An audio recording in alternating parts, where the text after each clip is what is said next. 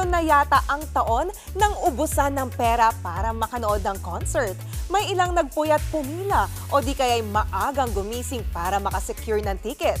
Eto na nga, isa-isahin natin ang top 10 na pinakabumentang concert ngayong 2024. Alamin yan sa report na to.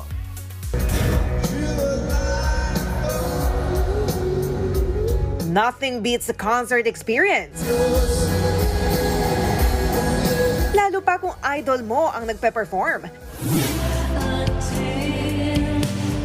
Just like this year, kung saan nag-concert ang big artist with overwhelming gross. Top 10 dyan, si Queen of Pop Madonna, na kumita ng $178 million o mahigit 10.4 billion pesos. Para yan sa kanyang The Celebration Tour na natapos last May. Ayon yan sa datos ng international music publication na Pollstar.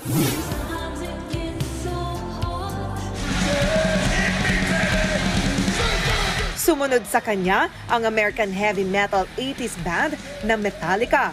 Ongoing ngayon ang kanilang M72 World Tour.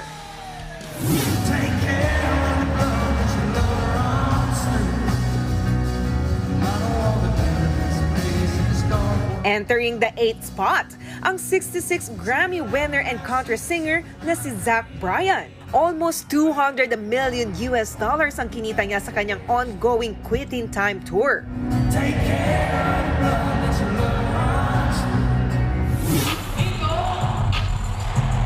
At kahit naman 5 months lang ang Most Wanted Tour concert, instant hit ang Puerto Rican singer-rapper na si Bad Bunny.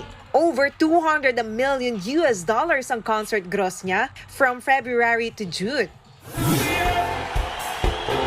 Kung patagalan naman sa industriya ang usapan, aba, game pa rin dyan ang 60s English rock band na The Rolling Stones. Top 6 sila sa biggest music tours ng 2024 by Pollstar.